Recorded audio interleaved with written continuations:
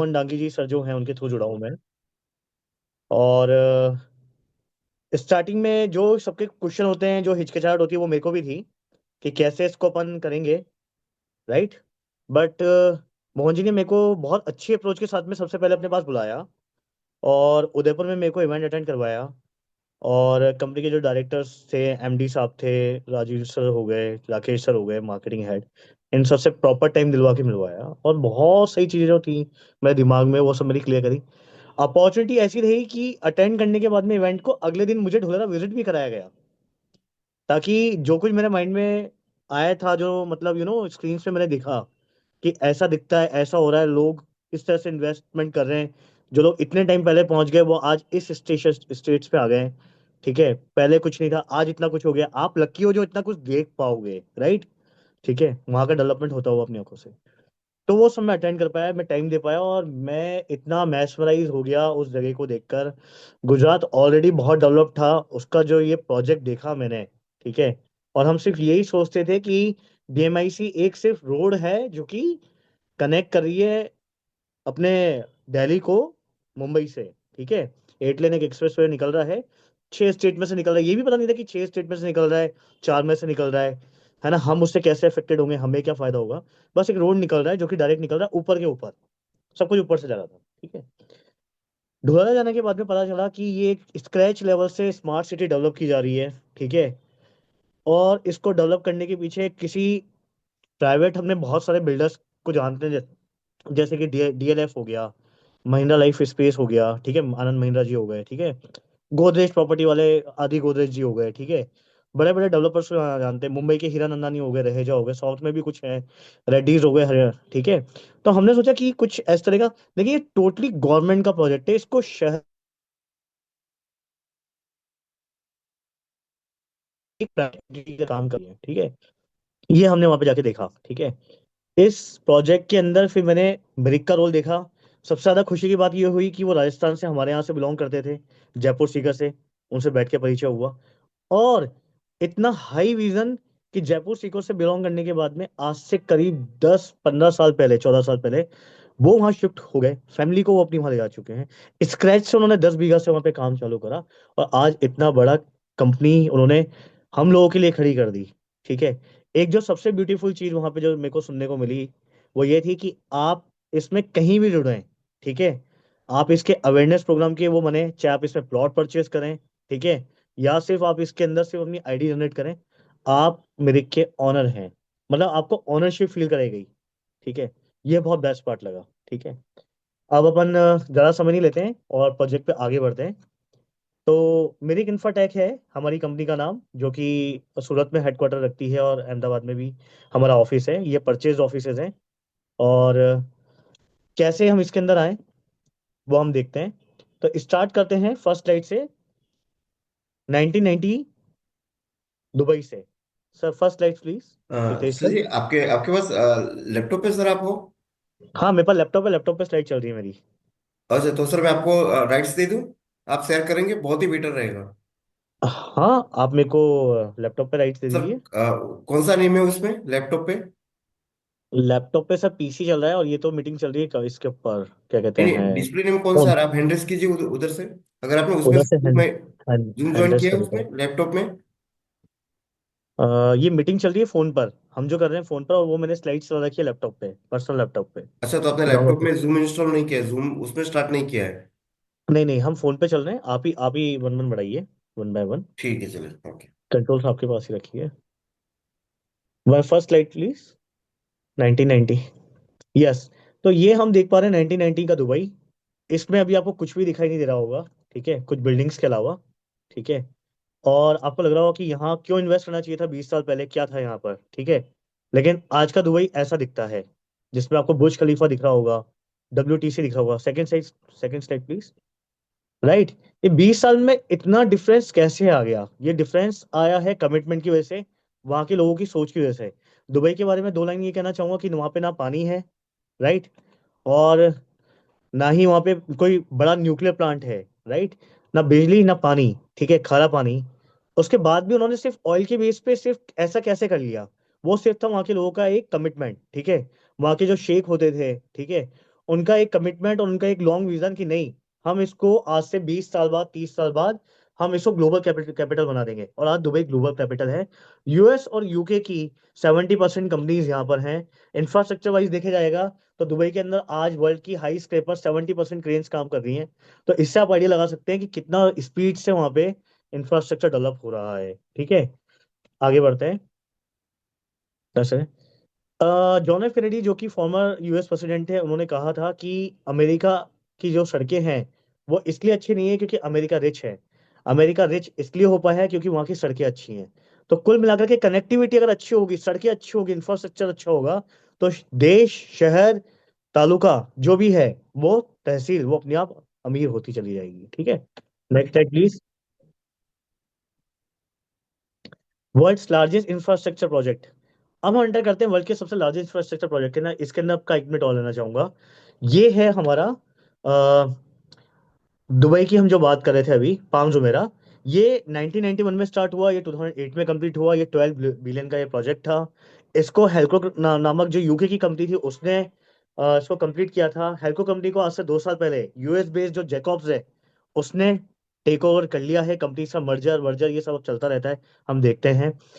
तो ये वर्ल्ड का लार्जेस्ट इंफ्रास्ट्रक्चर प्रोजेक्ट इसलिए भी है क्योंकि आज से, अगर आपने 2 साल पहले सुना होगा कि चाइना का एक बीआरओ प्रोजेक्ट चल रहा था, राइट। और उस प्रोजेक्ट में क्या हो रहा था कि ये गलवान घाटी में उन्होंने हमारे कई जवानों को भी शहीद किया था। बहुत एम्बिशियस प्रोजेक्ट चल रहा था 2 साल पहले, 3 साल पहले। ये सीपीईसी प्रोजेक्ट था, चाइना पाकिस्तान इन्वेस्टर कॉरिडोर। ठीक है, एंटरप्राइज कॉरिडोर। इस सीपीईसी प्रोजेक्ट की कॉस्टिंग थी 2015 में जिसको लॉन्च किया था, 9 साल का टाइम पीरियड था, कुछ $45 बिलियन, राइट। ठीक है, आज हम जिस प्रोजेक्ट की बात करेंगे ढोला ढोला की, ये $90 बिलियन का प्रोजेक्ट होगा। अब आप इसके बारे में, चाइना के प्रोजेक्ट के बारे में कहीं नहीं सुन रहे होंगे। रीजन, ये जो हमारा प्रोजेक्ट जो हम आपको प्रेजेंट करने जाएंगे, ये उससे भी डबल नेटवर्थ का है। ये वर्ल्ड का सबसे बड़ा लार्जेस्ट प्रोजेक्ट है आज की तारीख में, इंफ्रास्ट्रक्चर वाइज, मनी वाइज, जो कि फोर्ब्स 500 के अंदर भी लिस्टेड है। हमने एक छोटा सा पीस देखा है पाम जुमेरा, जो कि $12 बिलियन का था। इसी कंपनी ने पूरे ढोलारा को डिजाइन किया है। इस यही कंपनी इसके ऊपर काम कर रही है। Next slide please. Now this is the one of the largest infrastructure project in the world, right. अब इंडिया का इसमें क्या रोल है? ये इंडिया का मोस्ट विजिटेड इंफ्रास्ट्रक्चर प्रोजेक्ट है। इसकी भी टाइमलाइन डिसाइड कर रही गई थी 2008 से लेके 2024 तक। लेकिन चूंकि बीच में 2 साल हमारा कोविड हमने एक्सपीरियंस किया वर्ल्ड लेवल पे सभी ने, 2019 से लेकर 2021 तक, तो 2 साल ये अभी थोड़ा सा पीछे चला गया इंफ्रास्ट्रक्चर वाइज। बाकी ये ऑलमोस्ट कंप्लीशन पे है 2026 के अंदर। Next slide. ये प्रोजेक्ट जो है, ये इसका नाम है DMIC, Delhi Mumbai industrial corridor. ये बनाया गया है जो कि लगभग 1500 किलोमीटर का है। इसको मैनेज कर रही है यूएस की एकॉम कंपनी, और इसकी मास्टर प्लानिंग डिजाइन करी है जैकॉब्स ने, जो कि जिसको फॉर्मली हेल्प्रो कहते थे।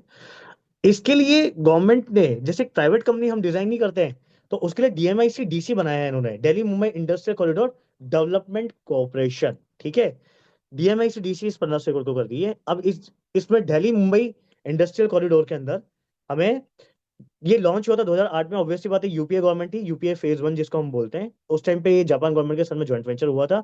इसमें 50-50% दोनों की हिस्सेदारी है। ये $19 बिलियन का एम्बिशियस प्रोजेक्ट है, जो कि पाम जुमेरात से अगर अपन कंपेयर करें तो लगभग 5 गुना है। अगर मैं चाइना के बीआरओ प्रोजेक्ट की बात करूं, सीपीईसी की, तो उससे ये डबल टाइम्स है, राइट। इसलिए अब चाइना की कोई बात नहीं करता है। हम आगे बढ़ते हैं। 6 स्टेट्स और डीएमआईसी। ये कौन से 6 स्टेट्स हैं जहां से ये निकल रहा है? दादरी जो कि यूपी में लाई करता है, वहां से ये स्टार्ट होता है प्रोजेक्ट। और हरियाणा सोना रोड होते हुए राजस्थान में ये एंटर करता है।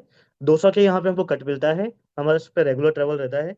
फिर ये मध्य प्रदेश में झाबुआ ऐसे को देखते हुए गुजरात में वडोदरा की साइड से ढोलाना में एंटर करता है। वहां से ये एग्जिट करता है महाराष्ट्र में, और जैन पोर्ट यानी कि जवाहरलाल नेहरू पोर्ट पे जाके ये मुंबई में एंड हो जाता है।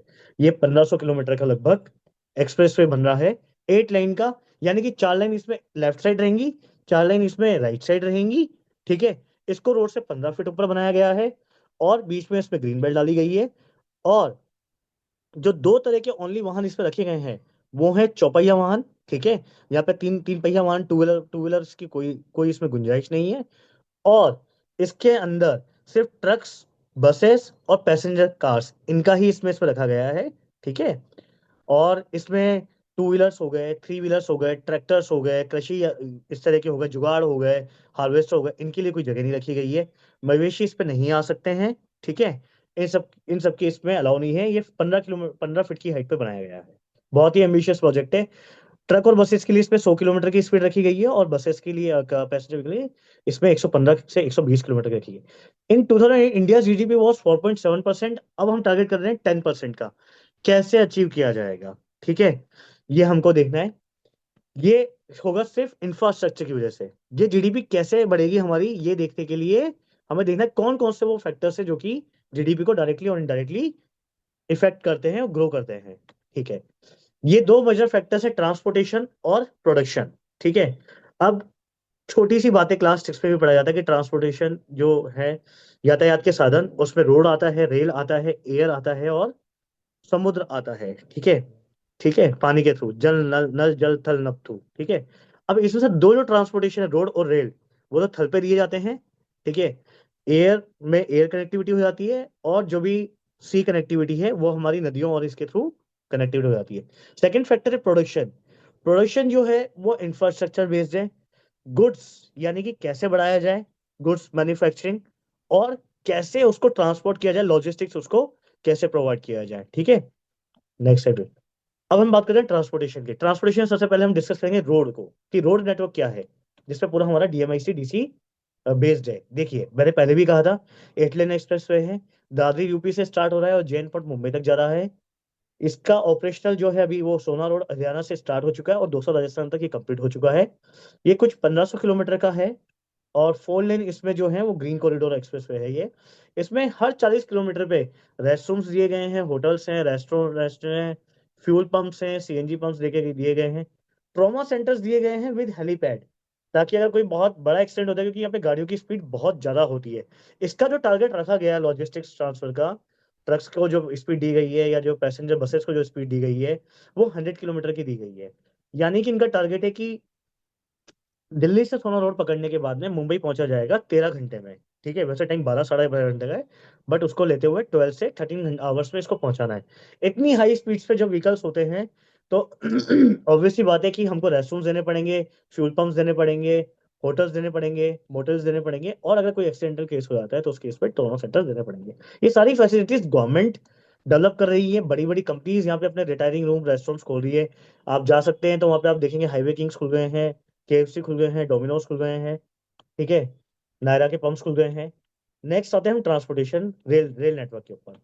रेल नेटवर्क के अंदर, इसके अंदर 1506 किलोमीटर का एक डेडिकेटेड फ्राइट कॉरिडोर डीएफसी बनाया जा रहा है, जो कि दादरी से जैनपोर्ट नवी मुंबई तक जाएगा। अभी ये ऑपरेशन कहाँ तक हुआ है? दादरी यूपी से लेके पालनपुर गुजरात तक ही आया है। इस पे हैवी ड्यूटी ट्रैक्स लगाए गए हैं, जिनकी कैपेसिटी डबल होगी। अब ये डबल कैपेसिटी क्या होती है? आपने कोविड में सुना होगा कि जब सारे लॉजिस्टिक्स बंद हो गए थे, ट्रक वालों को भी 10 मिनट नहीं जाना दिया जाता था, बहुत नाकाचुंगी बन गई थी, बहुत चेकिंग हो रही थी, गली से ही बाहर नहीं निकलने दिया जाता था। तब ऐसे में इतना जो प्रोडक्शन हो चुका था, और जो मेडिकल इक्विपमेंट्स हो गए, मास्क हो गए, ठीक है, ये सब चीजें कैसे पहुंचाई जाएंगी? तो उसके लिए क्या हो रहा था कि पैसेंजर ट्रेन से चल नहीं रही थी। तो गवर्नमेंट ने ट्रायल किया। तो गवर्नमेंट ने क्या ट्रायल किया? 2 3 4 इंजन को जोड़ करके 1 1.5 2 किलोमीटर की मालगाड़ियां बनाई, उन पर डबल डेकर रख करके उनको उन्होंने दौड़ाया। ठीक है। 120 की स्पीड पे, ठीक है, 100 की स्पीड पे, 120 की स्पीड पे, और सामान को एक दूसरे जगह से तीसरी जगह तक पहुंचाया। वो जो ट्रायल्स चल रहे थे कोविड के टाइम पे, वो डीएफसी के लिए ही थे। राइट। ठीक है। वहीं ये टेस्टिंग चल रही थी कि डेडिकेटेड फ्लाइट कॉरिडोर कैसा होगा, क्या वो इतनी कैपेसिटी झेल पाएगा। ठीक है, क्या ट्रेन चल पाएंगी। आगे बढ़ते हैं। एयर पे, एयर ट्रांसपोर्टेशन के लिए यहाँ पर सबसे बड़ा कार्गो एयरपोर्ट बन रहा है। सबसे बड़ा कार्गो एयरपोर्ट उड़ रहा है। उससे उससे पहले हम गुजरात की कैपेसिटी देखेंगे। गुजरात का इंडिया के जीडीपी के ना 8.1% है। 40% यहाँ पे कार्गो हैंडलिंग होती है, प्लस 20% जो इंडिया का होता है टोटल एक्सपोर्ट्स यहाँ से दिया जाता है, और लगभग 20 से 21% इसका फिक्स कैपिटल इन्वेस्टमेंट है गुजरात का। राइट। ये कंट्रीब्यूशन है यहाँ के एयरपोर्ट्स के काउंटर्स का, फ्लाइट काउंटर्स का। राइट। अब हम बात करते हैं सी का। सी के लिए मैं आपको बताना चाहूंगा कि सबसे ज्यादा जो कोस्टल लाइन शेयर की जाती है, वो गुजरात के थ्रू जो की जाती है। कैसे की जाती होगी भाई? यहाँ तो महाराष्ट्र भी है, केरल भी है, उड़ीसा भी है, पश्चिम बंगाल भी है। साउथ में आके जाके पूरा जो अपना साउथ है, जो उसकी कोस्टल बाउंड्री, वो सबसे बड़ी है, दिखती है। लेकिन यहाँ पे काम आता है गुजरात का शेप। जो गुजरात का शेप है वो आपने देखा होगा, गिर की तरह, यानी कि शेर की तरह है, राइट। तो आप ये देखिए, सी पोर्ट के अंदर जितनी भी बाउंड्री अंदर जा रही है फिर वो वापस बाहर आ रही है, इससे सबसे ज्यादा कोस्टल एरिया जो है वो गुजरात स्टेट के पास में है। इसी का इसको बेनिफिट मिलता है पोर्ट्स के अंदर, कोस्टल बाउंड्री स्टेट्स। अब ये कहाँ पर है गुजरात में, बट वेयर इन गुजरात, ये सिचुएशन कर रहा है गुजरात के अंदर। नेक्स्ट है where in Gujarat, Dholera a new era. India first platinum rated है ग्रीनफील्ड इंडस्ट्रियल स्मार्ट सिटी। और ये प्लेटिनम रेटिंग जो है वॉशिंगटन डीसी के बाद में है। वॉशिंगटन डीसी की अपन बात करें, पाम जुमेरा की हम बात करें, चाइना के शिंजिन की हम बात करें, सिंगापुर की हम बात करें, हम हांगकांग की बात करें, तो लगभग फिफ्थ सिक्स नंबर पे इसको रेटिंग्स मिलने जा रही हैं ये प्लेटिनम रेटेड सिटी, ठीक है। क्योंकि यहाँ पर बहुत जबरदस्त तरीके से इसका स्क्रैच से लेवल डेवलपमेंट किया जा रहा है इस कंपनी इसका। कनेक्टिविटी की बात की जाए, धुलारा जो एस आई आर है, ये एक एस आई आर जो है इसका मतलब होता है, हमने सेज के बारे में सुना था, जिसके थ्रू पूरा एनसीआर बना है, पूरा गुड़गांव बना है, right. Special economic zone, right. हम बात करते हैं स्पेशल इकोनॉमिक जोन, जिससे कि पूरा अपना एनसीआर डेवलप हुआ है। और भी जो अपने इकोनॉमिक जोन्स डेवलप हुए हैं अलग अलग स्टेट्स में, अलग अलग। लेकिन ये उससे एक स्टेट एक लेवल अपर है, ठीक है। इसका मतलब होता है स्पेशल इन्वेस्टमेंट रीजन। ये पूरा एक इन्वेस्टमेंट रीजन है, राइट। अब इसमें क्या होता है, ये ऐसे ही स्ट्रेटेजिकली लोकेटेड है 100 किलोमीटर अहमदाबाद से। और ये एक्सीलेंटली कनेक्टेड है रेल से, रोड से, सी से, सब सब जगह से ये एक्सीलेंटली कनेक्टेड है।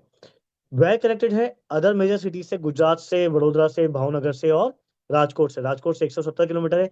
65 किलोमीटर ये भावनगर से है, 130 किलोमीटर ये वडोदरा से है। धुलारा ऐसे है न्यू एरा। इसका टोटल जो एरिया है वो 920 स्क्वायर किलोमीटर का है। ये सिंगापुर से भी 1.5 टाइम्स बड़ा है। इसका निर्माण कैसा किया गया, इसके लिए जैसे तहसील हमारे यहाँ बोला जाता है राजस्थान के अंदर, तो तालुका बनाई गई धुलेरा, ठीक है। 33 विलेजेस को जोड़ करके, जिसमें से एस आई आर एक्ट जो है, जो कि स्पेशल इन्वेस्टमेंट रीजन एक्ट है, वो 22 विलेजेस पे एप्लीकेबल है। और 11 विलेजेस जो रखे हैं वो हमने इस पे रेसिडेंस के लिए रखे हुए हैं। आगे बात करते हैं। टोटल डेवलपमेंट एरिया जो यहाँ पे हो रहा है, TP1, TP2, TP3, TP4, TP5, TP6, वो अपना हो रहा है 422 स्क्वायर किलोमीटर के अंदर, ठीक है। टाउनशिप प्लानिंग जो चल रही है, 570 स्क्वायर किलोमीटर का ये है।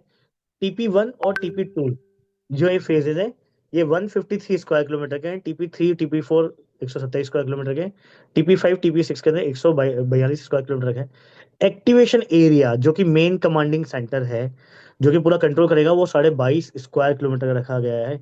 ये लगभग लगभग इतना बड़ा एरिया है जितना कि यहाँ पे जो कार्गो एयरपोर्ट डेवलप हो रहा है उसके बराबर। SIR क्या है, ये स्पेशल इन्वेस्टमेंट रीजन एक्ट 2009 के अंदर सबसे पहले गुजरात गवर्नमेंट ने इसको लीगल फ्रेम दिया। इसमें एक अमेंडमेंट भी दी है 2016 के अंदर, ठीक है। ये लीगल फ्रेमवर्क होता है जो कि ऑपरेशन करता है, रेगुलाइज करता है, मैनेज करता है लार्ज इन्वेस्टमेंट को, इंडस्ट्रीज को, ठीक है, गुजरात के अंदर। और ये अट्रैक्ट करता है जो भी MNCs होती हैं, ग्लोबल हब की तरह डेवलप कर रहा है ये, ठीक है। इकोनॉमिक एक्टिविटीज को सपोर्ट, वर्ल्ड क्लास इंफ्रास्ट्रक्चर इसको करने का, डेवलप करने का रीजन यही था कि क्योंकि जो कि सिंगूर के अंदर जो हुआ था, पश्चिम बंगाल के अंदर टाटा के नैनो प्लांट के साथ में, क्योंकि वो वहाँ पे कोई ऐसा या रीजन नहीं था, और वहाँ पे कोई इस तरह की एक्ट अवेलेबल नहीं था जो कि उस प्लांट को प्रोटेक्ट करता, ठीक है। सब कुछ होने के बाद में, कमिटमेंट होने के बाद में ऑपरेशनल होने वाला था, और अचानक से वहाँ पे गवर्नमेंट जो है प्रोटेस्ट कर देती है, वहाँ के लोग प्रोटेस्ट करते हैं, गवर्नमेंट उनका साथ कर देती है, और नैनो को वहां से जाना पड़ता है, ठीक है। तब फिर गुजरात में सानंद के अंदर सीएम रहते हुए प्रधानमंत्री इन्होंने मोदी जी ने उनको जगह अलॉट करी थी। उसको भी हम इसमें यहाँ पे केस स्टडी के फॉर्म में स्टडी करेंगे। Next, Dholera. Why invest in Dholera, ठीक है। तो यहाँ पर क्यों हम इन्वेस्ट करें, यहाँ पे जो एस्टिमेटेड ग्रोथ आई है 10 साल के अंदर वो 10 टाइम्स है। ऐसा नहीं है कि 10 से 10 मैच हो रहा है, 10 से 10 मैच नहीं हो रहा है। अगर हम बात करें तो आज से 10 साल पहले 700, 800, 900 या 1000 रुपए गज की जो चीज थी, वो वहां पे आज 5 से 7 हजार रुपए गज की रेट पे जा चुकी है। तो करीब करीब यहाँ पे 10 टाइम्स इन्वेस्टर्स को यहाँ पे इन्वेस्टमेंट पे रिटर्न मिल गया है। जो लोग पहले यहाँ एंटर हो गए थे, आज वो अच्छा खासा मुनाफा बना करके एग्जिट भी हो चुके हैं। वो अपनी अपने शेयरों के अंदर जो उनको कॉमर्शियल्स परचेस करने थे, जो घर बनाना था, जो भी उनके ड्रीम्स थे, वो उनको सक्सेस कर चुके हैं, ठीक है। और अब उनका काम है सिर्फ इसको प्रमोट करना। ऐसा नहीं है कि वो इन्वेस्टमेंट से हट गए। जब आपको उनको एक जगह से फायदा हो जाता है तो कहीं ना कहीं वो एक अलग लेवल पे वहां पे मैनेज कर रहे हैं। हो सकता है पहले कि वो वहां पर रेसिडेंशियल प्लॉटिंग में हो, वहां से वो कमर्शियलाइज स्पेस में चल गए हों, और आज की तारीख में वो सिर्फ एसआईआर जो प्लॉट्स हैं उनमें ही इन्वेस्ट कर रहे हों। तो सोच बड़ी, काम बड़ा। धुलाना इंटरनेशनल एयरपोर्ट की बात करते हैं। ये और पैसेंजर दोनों का मिक्स एयरपोर्ट बन रहा है। यहाँ पे 64 टर्मिनल्स दिए गए हैं। यहाँ पर 80% जो है वो कार्गो का ट्रैफिक रहेगा, 20% यहाँ पे पैसेंजर का ट्रैफिक रहने वाला है। यहाँ पे हम बात करेंगे यूपी के जेवर एयरपोर्ट की, जिसको नोएडा इंटरनेशनल भी बोला जाता है। कहीं ना कहीं ये भी डीएमआईसी से कनेक्टेड प्रोजेक्ट है। दिल्ली मुंबई इन्वेस्टर कॉरिडोर जो है डीएमआईसी डीसी डेवलपमेंट कॉर्पोरेशन ने दो ही एयरपोर्ट सैंक्शन किए थे, जो कि एशिया के सबसे बड़े एयरपोर्ट बनने जा रहे हैं। चाइना की सीपीसी की हम बात में वापस बोलूंगा, बीआरओ की अब क्यों नहीं हो रही है, उसके पीछे रीजन यही है कि इस प्रोजेक्ट का जो बजट, जो उसका थॉट, और जो उसके थ्रू जो जेवर इंटरनेशनल आने वाला है, जो कार्गो इंटरनेशनल धुलारा में आने वाला है, उसका साइज इतना बड़ा है कि वो दुबई के, शेंजन के, सिंगापुर के, हांगकांग के, जापान का कंसाई एयरपोर्ट, उनसे बहुत ज्यादा है एरिया वाइज। ठीक है। तो जेवर के बाद में, ऑपरेशन के बाद में, कोई भी सबसे बड़े पैसेंजर की बात नहीं करेगा। बात करेंगे तो सीधे लंदन के हीथ्रो की होगी, जिससे भी इसका एरिया बड़ा है, राइट। कार्गो की हम बात करते हैं। यहाँ पे कार्गो जो है, क्योंकि इसको पूरा डेडिकेटेडली सिर्फ और सिर्फ बड़ी बड़ी कंपनीज के लिए डिजाइन किया गया है। क्यों कार्गो यहाँ पे इतना बनाया गया है क्योंकि यहाँ पे आगे जाके फ्यूचर के अंदर एयरक्राफ्ट, एयरबस, बोइंग, इन सब की मेंटेनेंस भी होने वाली है। वो हम नेक्स्ट स्लाइड में देखेंगे। यहाँ 64 टर्मिनल से आईजीआई के अंदर, इंदिरा गांधी इंटरनेशनल की बात करें, सिर्फ 3 टर्मिनल्स हैं। इसके अंदर वो इतना बिजिएस्ट एयरपोर्ट है आज की तारीख में इंडिया का। ठीक है। यहाँ पे 64 टर्मिनल्स गवर्नमेंट बनाने वाली है। 22.5 स्क्वायर किलोमीटर का ये एयरपोर्ट होने वाला है। किसी एक मेगा सिटी जैसे कोटा की अगर बात करें तो लगभग 18 से 20 स्क्वायर किलोमीटर का ये एरिया है। कोटा से भी 2 किलोमीटर ज्यादा ये एरिया होगा। यहाँ पे दो एयर स्ट्रिप्स बनाई जा रही है। फर्स्ट एयर स्ट्रिप 4.5 किलोमीटर की बनाई जाएगी, जिसका ऑपरेशनल टेस्टिंग सबसे पहले होगा। इसके बाद में जो सेकेंडरी है कार्गोस के लिए, बड़े बड़े एयर बसेस के लिए, वो 7 किलोमीटर की बनाई जाएगी, राइट। ताकि हैवी ड्यूटी जो जो एयर बसेस हैं, बोइंग 340 जो एयर बसेस हैं, वो इसके ऊपर लैंड कर सके। नेक्स्ट चीज, जो मैंने कहा आपको कि यहाँ पे जो कार्गो एयरपोर्ट बनाया जा रहा है वो सबसे बड़ा एयरपोर्ट होगा, राइट। सबसे बड़ा कार्गो एयरपोर्ट होगा जेवर के बाद में। सबसे बड़ा वो कार्गो एयरपोर्ट होगा, कार्गो एंड पैसेंजर, जेवर से भी बड़ा है। ये यहाँ पे एमआरओ हब बनेगा, मेंटेनेंस, रिपेयर एंड ऑपरेशंस। अभी क्या होता है कि जो भी एयरबस और बोइंग दो कंपनीज ही हैं जो कि ये बड़े बड़े एयरप्लेन्स बनाती है। एयरबस पैसेंजर व्हील्स भी बनाती है और कार्गोस भी बनाती है। बोइंग भी जो है बड़े बड़े कार्गोस बनाती है, फाइटर प्लेन्स भी बनाती है, पैसेंजर व्हील्स भी बनाती है। इनकी जो मेंटेनेंस और स्किल होती है वो एशिया में कहीं नहीं होती है। चाहे वो चाइना के प्लेन हो, चाहे वो अपने सिंगापुर के प्लेन्स हो, चाहे वो दुबई के प्लेन्स हो, ठीक है, चाहे वो लुफ्थांसा हो, वो सब के सब फ्रांस जाते हैं, वो बोइंग के सेंटर्स पे जाते हैं। लेकिन एशिया के अंदर ये एक हब होगा जहाँ पे एयरबस का और बोइंग का एग्रीमेंट हो चुका है, एमओयूज हो चुका है। तो यहीं पर पूरा बॉडी पैंट, उनके इंजन की सर्विसेज हो जाएंगी। सेकंड, हम देख रहे हैं यहाँ पे, देखिए पैसेंजर व्हीकल्स आ रहे हैं, यहाँ पे एयरक्राफ्ट आ रहे हैं, यहाँ पे बोइंग बोइंग बसेस आ रही हैं। यहाँ पे टाटा का एडवांस सिस्टम्स का एयर बस के साथ में वो हो चुका है, टाइप हो चुका है, एमओयू साइंस हो चुके हैं। एयरक्राफ्ट मैन्युफैक्चरिंग यूनिट्स लगने वाली हैं। एविएशन अकेडमीज लगने वाली हैं, बच्चों को ट्रेनिंग मिलेंगी पायलट्स बनने के लिए।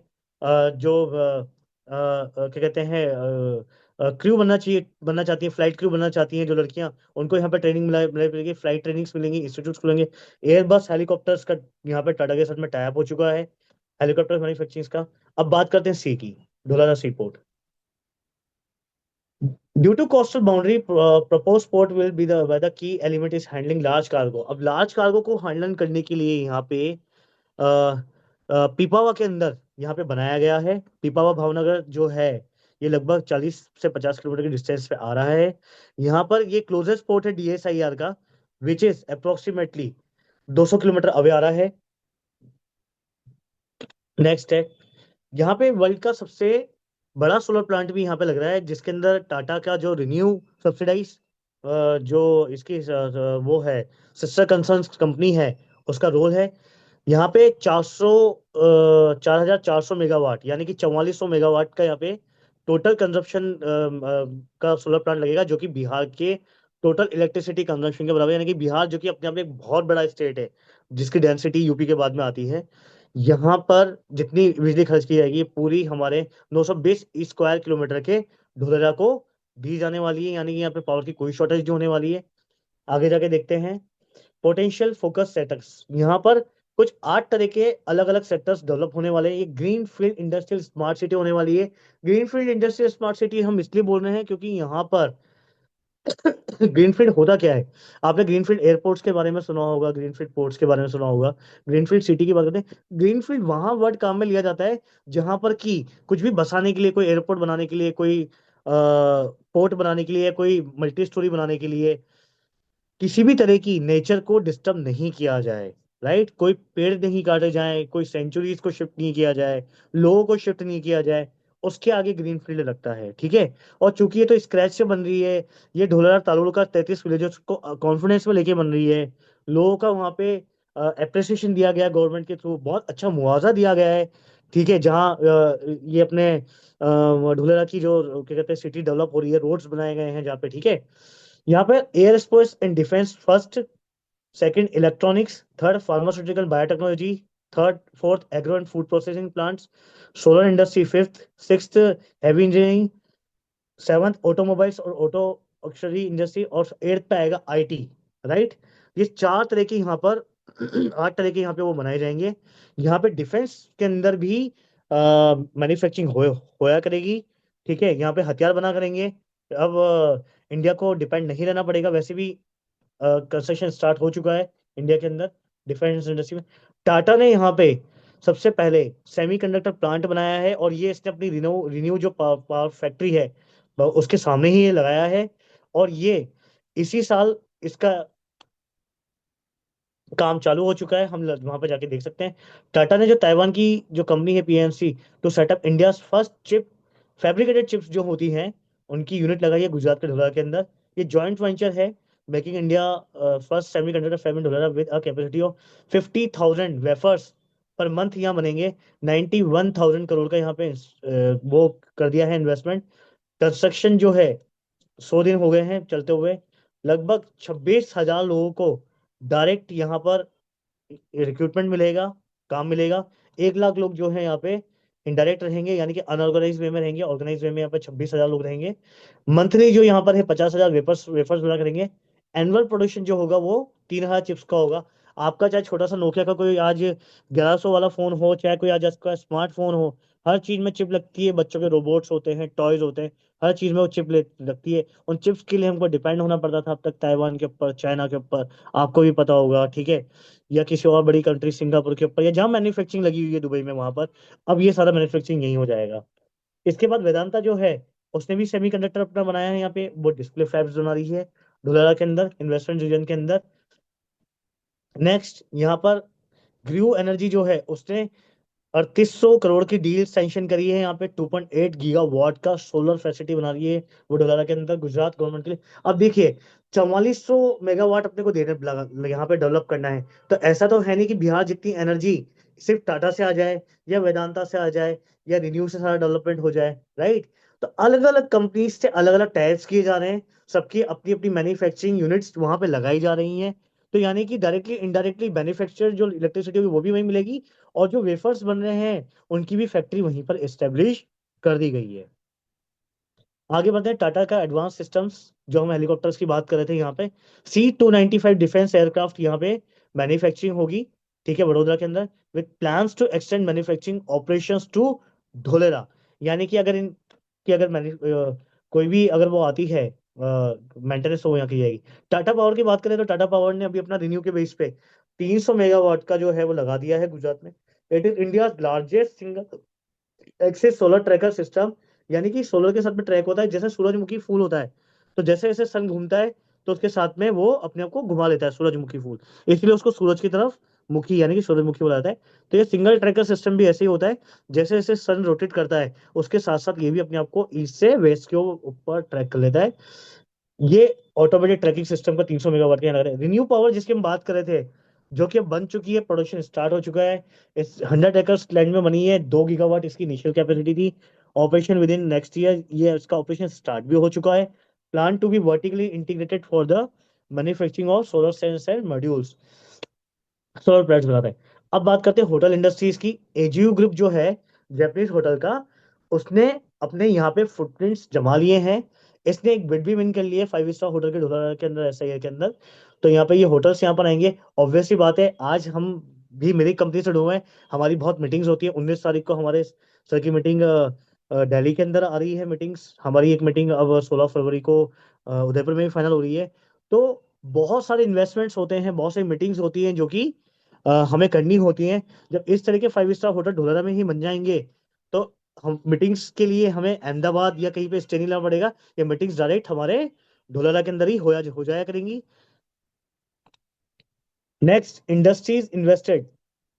यहाँ पे इंडिया के first greenfield industrial smart city के अंदर कौन कौन सी कंपनीज अपने पैर जमा चुकी है और आने वाले ही हैं। वो टाटा एडवांस सिस्टम हो गया है, ग्रीव हो गया है, जॉइंट वेंचर टाटा पावर हो गई है, चेरीपाल इंडस्ट्रीज लिमिटेड हो गई, एयरबस आ चुकी है, एजीओ होटल की हमने बात कर ली है, रिन्यू पावर ऑलरेडी ऑपरेशनल है, वेदांता का काम चल रहा है, बोइंग और एयरबस आ चुकी है, टाटा केमिकल्स लिमिटेड का करार हो गया, टोरेंट पावर भी आ रही है, फाइन ऑर्गेनिक्स जो कि हमने बताया था कि ऑर्गेनिक एर्गो वो सब बनेंगे, एवाडा कंपनी आ रही है, पॉली कैब का अपना सुना होगा, पॉली ये इलेक्ट्रिसिटी केबल्स बनाती है, वैना एनर्जी आ रही है, एचपी जो कि हिंदुस्तान पेट्रोलियम जो कि गवर्नमेंट का नवरत्न ग्रुप है, वो यहाँ पे आ रहा है, एल एन टी लार्सन टर्बो ग्रुप यहाँ आ रहा है, और मेनी मोर जस्ट कंपनीज।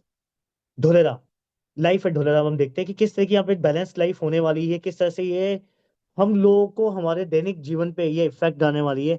जैसा इसका नाम वैसा इसका काम, ढोलेरा अ न्यू एरा, ये बिल्कुल नया है।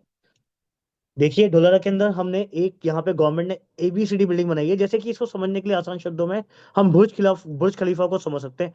पूरे दुबई को कंट्रोल करने के लिए जैसे अगर एक बुर्ज खलीफा एक टावर बना दिया गया है, वर्ल्ड का सबसे हाईएस्ट, और वो वहां से सभी तरह की वहां से सर्विसेज दे रहा है पाम जुमेरा को, दुबई को, ठीक है। तो इसी तरह से यहाँ पे एक एबीसीडी बिल्डिंग बनाई गई है जिसका नाम है administrative come business centre for Dholera. ये यहाँ पे सिंगल सिस्टम विंडो होगा, यहाँ पे एसएसओ।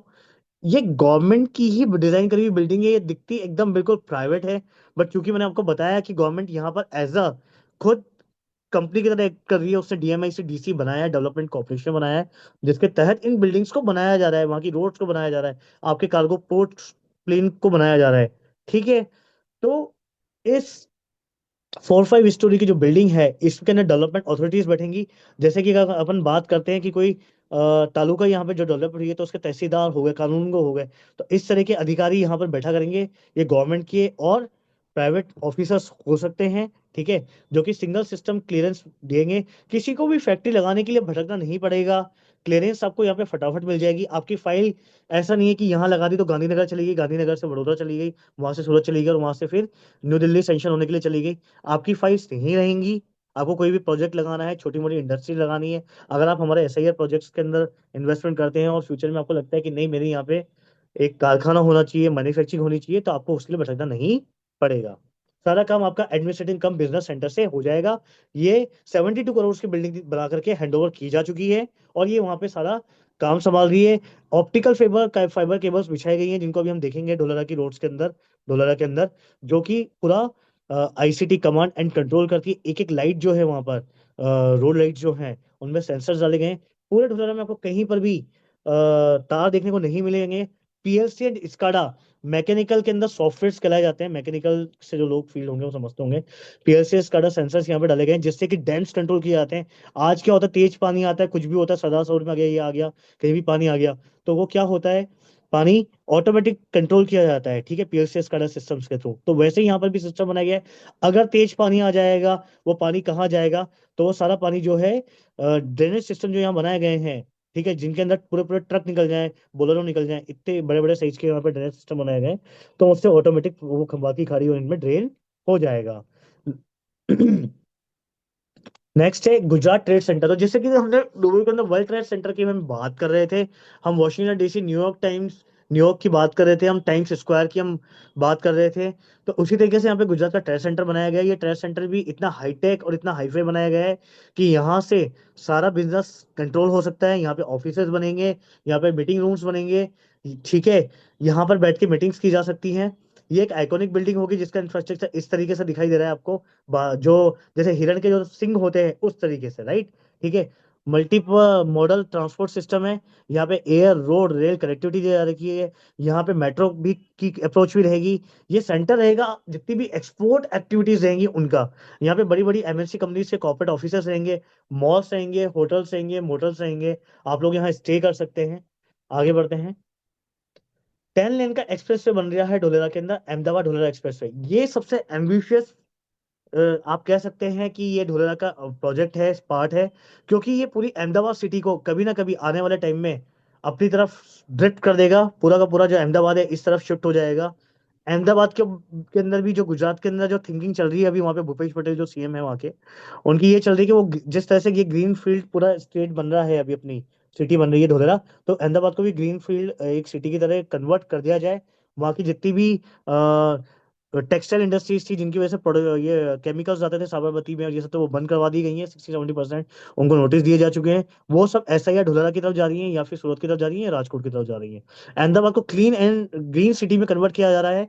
और जितना भी वहाँ का प्रोडक्शन से जो भी है, उनको इस एक 8 लाइन के 70 किलोमीटर जिसकी डिस्टेंस आ जाएगी, ओनली 71 किलोमीटर, वहां पर शिफ्ट किया जा रहा है। वहाँ उनको अपॉर्चुनिटीज दी जा रही है, वहाँ पर उनको एसआईआर प्लॉट्स दिए जा रहे हैं। कॉमर्शियल एक्टिविटीज के लिए उनको प्लॉट्स की लोकेशंस दी जा रही हैं। यहाँ पर पूरे एक्सप्रेस वे के अंदर ये इतना एडवांस एक्सप्रेस होगा कि ये जो अपना डीएमआईसी है उससे भी एडवांस होगा। यहाँ पे दोनों तरफ रोड होने के साथ साथ में बीच में मेट्रो के लिए ट्रैक डाला गया है, जो कि आने और जाने का काम करेंगी। राइट, अगर आपके पास पर्सनल व्हीकल नहीं है, आप उससे ढुलारा नहीं जा सकते, तो आपको सिर्फ मेट्रो लेनी होगी। ठीक है। जो भी 2 फेज के अंदर आ रही है, इसका फर्स्ट फेज अहमदाबाद से गांधीनगर जा रहा है, और गांधीनगर से फिर धुलेरा आ रहा है। पूरे अहमदाबाद में आप मेट्रो का काम देख सकते हैं आज की तारीख में। मेट्रो, MMRTS मेट्रो जो है वो प्लान किया गया है DSIR विद गांधीनगर। इसमें फेज 1 है अहमदाबाद से गांधीनगर का, और सेकंड फेज आ रहा है गांधीनगर से धुलेरा का, वाया गिफ्ट सिटी होते हुए। आप देख सकते हैं। नेक्स्ट बात करते हैं हम एक्टिवेशन एरिया की। वो एक्टिवेशन एरिया क्या है? ये 22 साढ़े 22 स्क्वायर किलोमीटर का डोलारा एसआईआर का जो है, ready for use, already ready for use industrial है, with all required amenities and infrastructure. Infrastructure यहाँ पे सब कुछ व्यवस्था कर दी गई है। खारे पानी को यहाँ पे क्लीन करने के लिए, यहाँ पे मीठे पानी के लिए प्लांट लगाए गए हैं। राइट। यहाँ पर जो है रोड्स बना दिए गए हैं। ठीक है। अगर ज्यादा पानी आ जाता है तो उसको ड्रेन करने के लिए रोड्स के नीचे टनल्स बना दी गई हैं बड़ी बड़ी एक्टिवेशन एरिया के अंदर। ये मेन कमांड एरिया भी होगा। हमारी एबीसीडी बिल्डिंग जिसकी हमने अभी बात करी थी, एडमिनिस्ट्रेशन कम बिजनेस डेवलपमेंट सेंटर, वो भी इसी एरिया में लाई करता है। ठीक है। This is the heart of the Dholera, you can say. अब ढुलेरा में क्या क्या आने वाला है? यहाँ पे यूनिवर्सिटीज आने वाली है बच्चों की पढ़ाई के लिए। यहाँ पे काले हिरण का आपने एक सेंसेशनल केस सुना होगा, सलमान खान का, जो कि जोधपुर के अंदर किया था, जिसके लिए वो अभी तक बेल पे चल रहा है। तो ब्लैक बक की यहाँ पे सेंचुरी बनाई जाएगी। ठीक है। तो ये बहुत सेंसिटिव एनिमल होता है। ठीक है। और इसको प्रोटेक्ट करना बहुत जरूरी है। इसको देखने के लिए बहुत बहुत बाहर से लोग आते हैं, विदेश से भी लोग आते हैं। ठीक है। यहाँ पे एक गोल्फ कोर्स बनाया जा रहा है जो कि बहुत बड़ा होगा, signature golf course. Super speciality hospital, multi speciality hospital आ रहे हैं, स्पोर्ट्स स्टेडियम आ रहे हैं, लोगों के लिए एंटरटेनमेंट जोन्स आ रहे हैं। जब यहाँ पे पॉपुलेशन बढ़ जाएगी तो यहाँ पे बच्चे होंगे। ठीक है। उनके लिए घूमने के लिए जगह, स्पोर्ट्स कॉम्प्लेक्स, ट्रेनिंग के लिए। राइट। अब बात करते हैं बेंचमार्क वर्ल्ड क्लास इंफ्रास्ट्रक्चर में यहाँ पे क्या आने वाला है। यहाँ पे 6 अलग अलग चीजें मैं बताता हूँ। सॉलिड वेस्ट जो है यहाँ पे ब्रुसेल्स का लिया गया है, लंदन का सोंगडो का लिया गया है, न्यूयॉर्क का लिया गया है। ठीक है। वाटर वेस्ट की बात करें, वाटर एंड वेस्ट वाटर की बात करें, तो वो जैसा सिंगापुर के अंदर है, कैलिफोर्निया के अंदर है, एंड हांगकांग के अंदर है। ठीक है। अभी वेस्ट वाटर मैनेजमेंट जो है वो दुबई के अंदर नहीं है। इसलिए आपने सुना होगा अभी 3-4 महीने पहले जहाँ पे 100 साल की बारिश एक साथ हो गई थी, तो पूरे दुबई के अंदर जो है पानी भर गया था। वहाँ की एयरपोर्ट्स पे भी पानी आ गया था, वहाँ से फ्लाइट्स ऑपरेशन नहीं हो पाई थी। और काफी वहाँ पे मतलब उनकी इंसल्ट हुई थी कि यहाँ पे वाटर का ड्रेनेज सिस्टम नहीं बनाया गया है, जबकि वो एक आइलैंड है।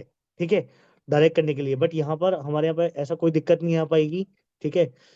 ऑलरेडी टनल्स चैनल्स बना दिए गए हैं। हम देखेंगे स्टॉर्म वाटर की बात करें तो ब्रूसेल, सोंगडो और न्यूयॉर्क के अंदर जो सिस्टम है चक्रवाती पानी को हैंडल करने के लिए, वो यहाँ पर है। अर्बन प्लानिंग की बात की जाए तो वो यहाँ पे लंदन, शिकागो, मिल्टन की कीनेस, इस तरह की जो फॉरेन की जो बड़ी बड़ी कंट्रीज है, सिटीज है, शहर हैं, उनकी तरह यहाँ पे प्लान किया गया है। पावर और जो आईसीटी यानी कि जो टेक्नोलॉजी है वो सिंगापुर, लंदन, कनाडा और डेनमार्क के टक्कर की है।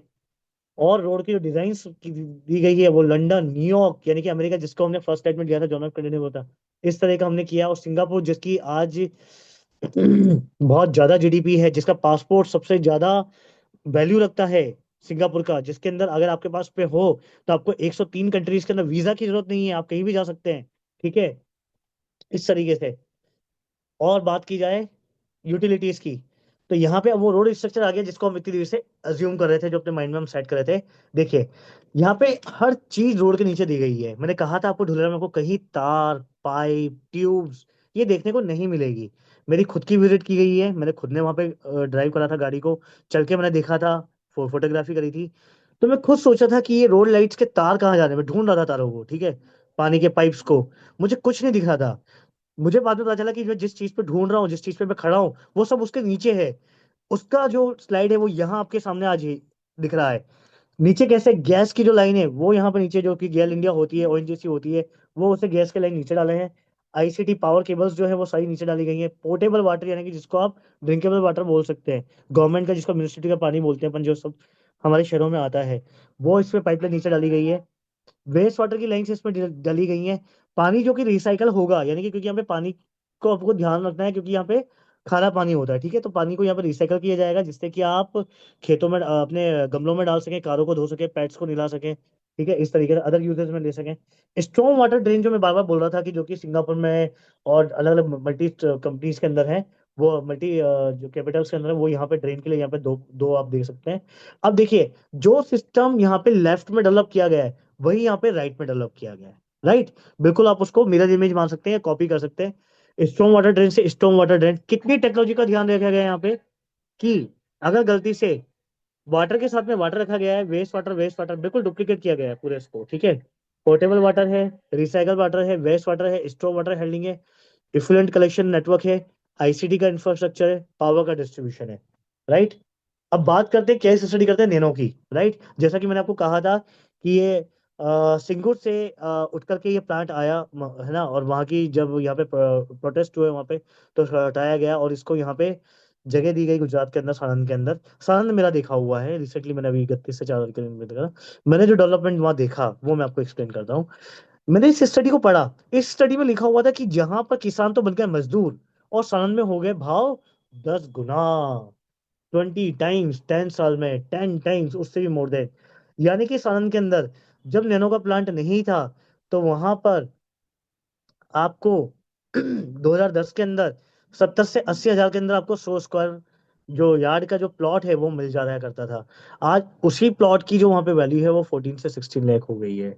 सोचिए आप, 10 टाइम्स वहां पर हो गया है। यानी कि एक जगह जहां से मैन्युफैक्चरिंग उठी, वहां के तो लोग लोग जो है, किसान जो है, जो इतने अमीर बन जाते हैं किसी ना किसी तरीके से, वो तो वहां पे मजदूर बन गए हैं, और यहाँ पे जो है सारण के अंदर ये लोग इतने अमीर बन गए।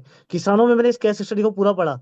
इसमें लिखा हुआ है कि किसानों ने कुछ नहीं करा, वो खेती तो कर ही रहे हैं, साथ में उन्होंने अपने छोटे से एक पार्ट को, आधे खेत को, उन्होंने लॉजिस्टिक्स के लिए अपने जो खेत हैं उनको, जो भी वहाँ पे मैन्युफैक्चरिंग हो रही है कार, और उसके साथ में जो इतनी सारी इंडस्ट्रीज वहाँ पे डेवलप हो गई है, उनके ट्रक को खड़े होने के लिए दे दिया। यानी कि वो वहाँ पे पार्किंग का ही पर आवर उनको प्राइस पे हो रहा है। यानी कि उनकी जमीन की वैल्यू बढ़ी ही तो बढ़ी, साथ में उनके लिए एक रेगुलर इनकम का एक जरिया वहां पे खड़ा हो गया है।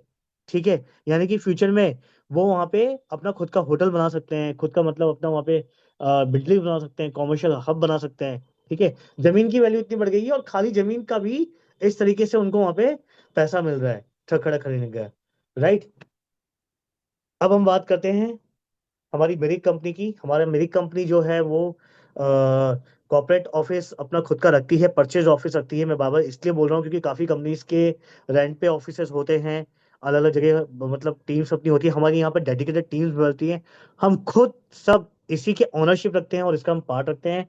अभी हमारी जो सिचुएशन है, लोकेशन है, वो अहमदाबाद में, नोएडा में, दिल्ली में, भावनगर में है, और वापी में है। Thank you. कोई भी क्वेरीज अगर आपकी हो तो आप मेरे से पूछ सकते हैं, वैसे तो हितेश सर और मेरे लीडर्स यहाँ पे प्रेजेंट हैं। Thank you. Yes Anshu sir, बहुत ही बहुत अच्छी तरह से आपने एक्सप्लेन किया, पॉइंट टू